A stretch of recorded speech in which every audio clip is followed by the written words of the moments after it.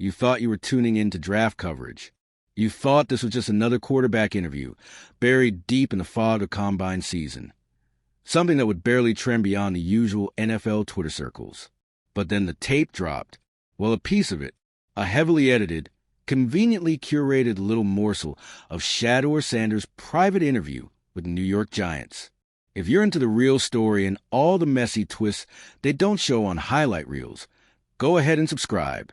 And if you're sticking around to see how this Browns QB chaos plays out, you should definitely be subscribed. If you're into the real story and all the messy twists they don't show on highlight reels, go ahead and subscribe. And if you're sticking around to see how this Browns QB chaos plays out, you should definitely be subscribed. Because this wasn't just about a quarterback anymore. This was about control. This was about who gets to shape the story. And for the first time in a while, a team tried to do it the old way, quietly behind the scenes with slick edits and off-camera whispers, and the fans said nope, not today, not with this guy, not with Shedeur Sanders. You don't get to edit confidence. The snippet wasn't much. A few seconds of awkward tension, a moment where Sanders appears to hesitate, a line that, stripped of tone and context, comes across like doubt. Maybe I'm not the guy for you. Boom. That's it. That's the moment they wanted everyone to see. They didn't show you the question. They didn't show the body language. They didn't show the 20 minutes of high-level football talk that allegedly preceded it. Just the money line, the supposed red flag, the soundbite. And if you're the Giants, you're probably thinking, mission accomplished. You got your talking point out. You get to frame Sanders as immature, unsure, maybe even arrogant. You validate your choice to pass on him in the draft. You give your fans a reason not to question your judgment. But what you didn't account for was the fact that this isn't 2006. This is a social media era. You don't control the story anymore. The fans do. When you drop half the tape, you start a firestorm. The moment the leak hit the airwaves, everything spun out of control. Because here's the thing. If Sanders really bombed that interview, if he melted down, said something damning, came off as truly arrogant or clueless, you'd release the full thing, right? You wouldn't sit on it.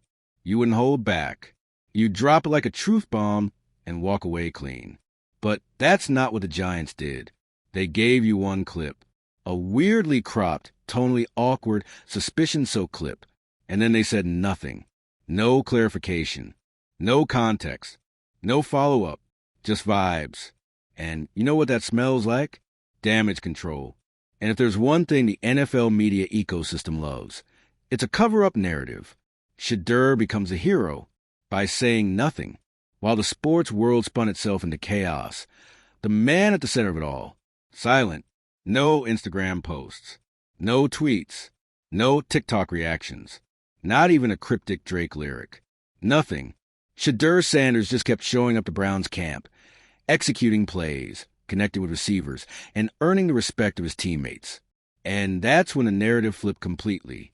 Because when a team leaks against a player and the player refuses to take the bait, the court of public opinion tend to turn hard and fast. Suddenly, Sanders wasn't the arrogant prospect who might have flubbed an interview. He was a composed, wrongly doubted underdog. He was the kid who got stabbed in the back and kept walking. He was a quarterback who let his throws speak louder than the franchise that tried to undercut him. And fans? Fans love that. Giants PR, from smear to disaster. Let's be honest. The Giants have had their share of quarterback confusion. But this was something else. Instead of making a clean break, they tried to poison the well on a player they didn't even draft. That's not just messy. That's insecure. What were they afraid of? That Shedeur might blow up in Cleveland? That passing on him would make them look foolish? Well, that fear became prophecy. Because by trying preemptively justify their decision, they made everyone take a second look at Sanders. And once people saw the college stats, the arm, the IQ, the leadership, the training clips, it was over. The PR grenade exploded in the Giants' locker room, not Shedeur's. And the only thing louder than the backlash was the sound of their credibility hitting the turf. The legacy factor. You can't smear royalty. Let's talk about the other elephant in the room. This wasn't just about a quarterback. This was about Deion's son. This was about legacy, swagger, history. There are franchises in this league who don't know how to handle players with a last name that comes with its own gravity. You draft a Sanders, and you're not just getting a quarterback. You're getting a culture, one with confidence, visibility, expectations. Some teams embrace that. Others try to muzzle it, and when they can't, they leak, they shade, they whisper to sources. But what the Giants forgot is this. The Sanders name doesn't crumble under pressure. It rises in it. Social media saw right through it. You don't need to be a PR expert to understand how this unfolded online. The timeline was textbook. Snippet leaks. Outrage begins. Analysts split into camps. Fans demand full video. Team goes silent. Players defend Sanders. Fans double down on defending Sanders. Full circle redemption arc begins. By the end of the week, Shedeur wasn't trending because of an interview. He was trending because everyone knew the Giants looked scared of him. And in the NFL, that's the ultimate flex. From smear campaign to franchise savior, let's zoom out for a second. Shedeur Sanders fell to the 5th round. The Giants passed. Multiple teams passed. People questioned his composure, his attitude, his background. Now, he's taking second-team reps in Cleveland. The locker room loves him. The coaching staff is watching him like he's holding the launch codes. And the fans? They already believe. Because when a league tries to bury a player and fails, that player becomes legend. And in Sanders' case, the myth is only just beginning. This wasn't supposed to be a big deal. A snippet, a minor leak, a petty dig from a front office, still too proud to admit what they missed. But in trying to bury Shedeur Sanders' story, the Giants made it impossible to ignore. They tried to shape the narrative. Instead, they fed it. And now, all that's left is to watch what happens when the cocky kid they tried to smear walks out onto the field, stares down a defense, and drops a 40-yard dime with a smile. You wanted drama? You got it. And something tells us Shedeur's just getting started. So here we are, a few weeks removed from the leak heard round the league, a single moment from a private interview, sliced and diced by the New York Giants, packaged as evidence of Shedeur Sanders' so-called immaturity. And yet, as the dust settles, there's a strange shift happening. The very system that tried to undermine him has only made him stronger. The attempt to brand him as a diva backfired. The insinuation that he lacked composure under pressure, now viewed as projection. The unspoken suggestion that NFL franchises must humble players like him before trusting them? Yeah, that's aged like milk. Because Shedeur Sanders isn't just surviving this narrative, he's rewriting it. And as the story continues to unravel across social feeds, talk shows, and sideline whispers, one question refuses to go away. What if the NFL's biggest mistake wasn't doubting him, but trying to silence him? NFL franchises are still struggling with player-driven narratives. Let's get real for a second. The NFL, for all its evolution, still operates like an old-school establishment. Front offices want their quarterbacks polished, deferential, team first, which often means speak when spoken to. They want leadership, yes, but only the kind that looks good in press conferences and stays within the corporate PR script. Now enter Shedeur Sanders, a quarterback who studies film like a grad student, throws lasers across the field, walks into interviews with confidence, not cockiness, and just so happens to be the son of the most charismatic player the league has ever seen.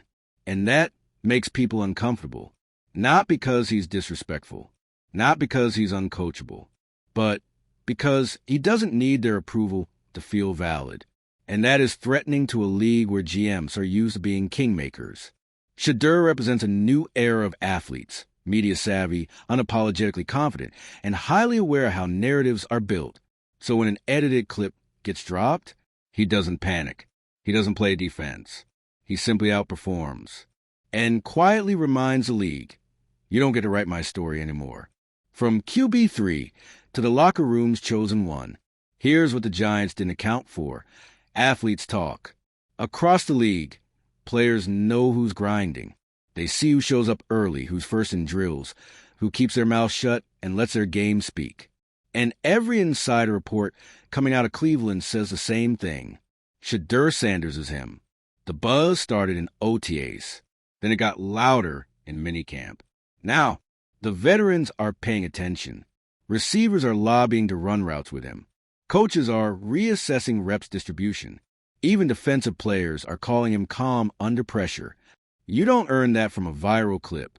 You earn that from trust, from presence, from real football, which is exactly why the media spin around his interview is starting to feel ridiculous in hindsight, because once the pads are on, none of that matters.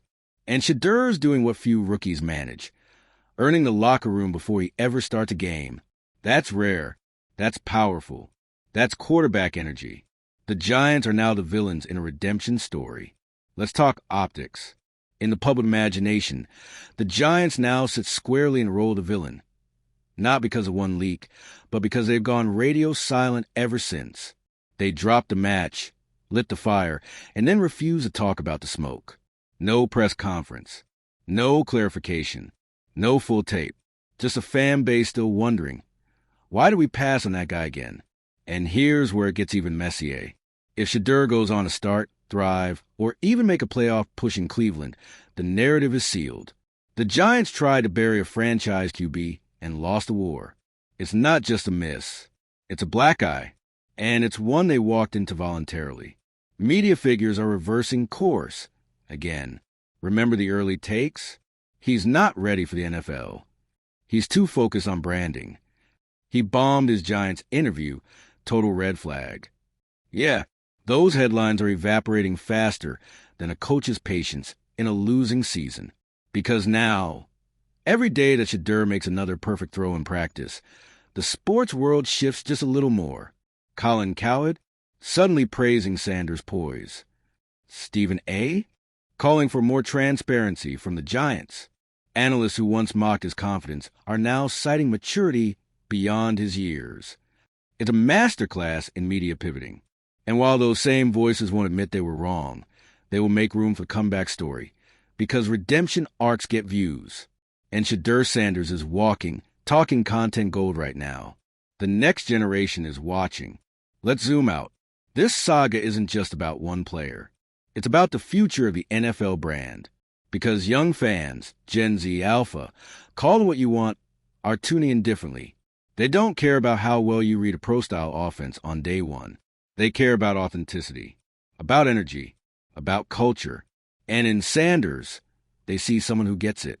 He's not chasing attention. He has it. He's not building a brand to sell shoes. He's telling his story in a league that's historically allergic to individuality. For these fans, watching an old-school franchise try to drag down a young black quarterback, only to get outplayed in the PR game, feels like justice. They're not just rooting for Shedeur because of his stats. They're rooting for him because he represents something bigger. And the NFL better be ready, because this generation doesn't forget. From fifth-round pick to franchise investment. Let's talk dollars. Because if Shedeur keeps trending up, and all signs point to yes, he's going to be one of the most marketable players in football. Think about it. Son of a Hall of Famer. Recruited media darling. Target of early criticism. Viral interview victim. Unshakable underdog. That's a marketing package and a movie script. And if the Browns are smart, and let's be honest, they haven't always been, they'll invest early. They've got a shot to flip the script, turn a fifth-round project into a cornerstone. All it takes is belief. And judging by recent practice footage, fan sentiment, and teammate interviews, that belief is building. Fast. What comes next could define a career. All eyes are on the preseason now. It's not just about arm strength or rollout accuracy. It's about body language, pocket command, locker room heat. One great drive and the media flips again. One bad throw and the trolls rise up. But here's the thing. Shedeur's already won the first test. The one you can't fake. The one where a franchise tries to write you off and you stay silent, focused, and better than they expected. Whatever happens next, it's just football. The story? It's already alive. And Shedeur Sanders is now the main character. So here we are, weeks after a messy, unnecessary, and arguably unethical PR leak. Shedeur Sanders is still standing. No, he's ascending. And while the Giant are left to answer questions they no longer control, Sanders keeps writing his story the way he plays, precise, patient, and unfazed. The moral of the saga? You can't bury a star that knows how to shine through the dirt. And if this is what Shedeur looks like under pressure off the field, just wait till Sunday. It's not just that Shedeur Sanders is a good quarterback. It's that he's good in a way the NFL never planned for. No manufactured, humble beginning story. No need to kiss rings in press conferences. No desperate climb for media approval. Just a guy who knows exactly who he is and doesn't care if you do or don't like it. And that's what's blowing the system apart from the inside. Because in a league where image is curated like a corporate ad campaign, Shedeur's raw authenticity is dangerous. To the league's gatekeepers, he represents an evolution they're not prepared for. To fans, he's a symbol of everything they wish more athletes had. Confidence without compromise. Swagger without empty flash. Work ethic without the sob story. And most threatening of all, he's doing it with receipts. College stats? Elite. Composure? Untouchable. Draft fall? Irrelevant. Practice performance? Dominant. The NFL can't deny him anymore. So now they're scrambling to control the narrative. But it's too late. The NFL's image game is cracking at the seams. Let's call it what it is. The NFL doesn't just draft quarterbacks. They draft personalities. They want face of the franchise types who can play ball and pass the corporate sniff test. Guys who smile the right way, thank the front office, and keep their tweets G-rated.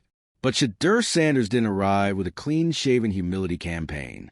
He came in wearing designer shades, quoting himself, and daring the league to actually watch the film instead of the headlines. And the moment that infamous Giants interview leak hit social media, every old-school exec clutched their pearls. Why? Because Shedeur wasn't apologetic. Because he wasn't grateful enough. Because he didn't play along. What they saw as arrogance, fans saw as authenticity. What they labeled cocky, fans called confident. And what they tried to suppress is now leading jersey sales before he's even started a game. It's a PR nightmare for the old heads, and an awakening for the league's future. Quarterbacks are changing, and so is leadership. There's a myth in football culture that a quarterback must be the CEO of the team. Disciplined, measured, predictable. But Shedeur Sanders is flipping that archetype on its head. He's not the CEO in a three-piece suit. He's the startup founder in sneakers, building the future while the board of directors still argues over fax machines. And guess what? The locker room responds to that. Veterans don't care if you've been pre-approved by Sports Illustrated. They care if you make the right reads, hit your throws, and show up ready to work. Coaches? They don't need a bootlicker. They need a playmaker. And rookies? They're watching closely. They see Shedeur leading by example, not by ego. The CEO quarterback model is getting retired. Make way for the visionary quarterback, the builder, the disruptor, and Shedeur's first in line. Behind the silence, Shedeur's PR masterclass. It's easy to forget how loud this scandal got. Sports radio went nuclear. Debate shows looped that interview snippet like it was a crime scene. But Shedeur, he didn't say a word. No Instagram Live. No tweet storms. No reactive podcast drops. Just quiet training, camp dominance. And that silence, that was strategy.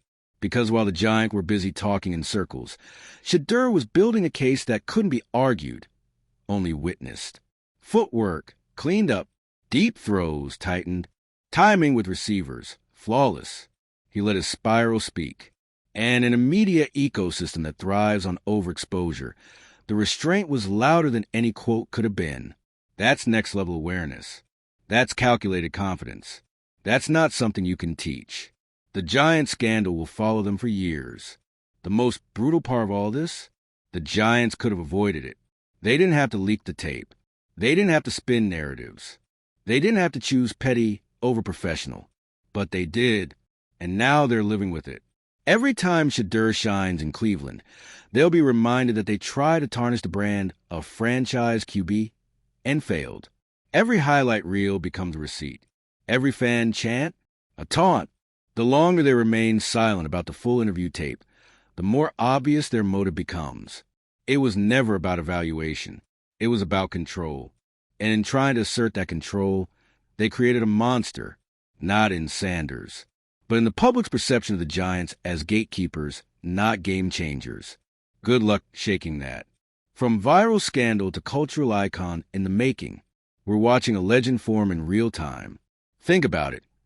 How many rookies get turned into national talking points before they play a single NFL down?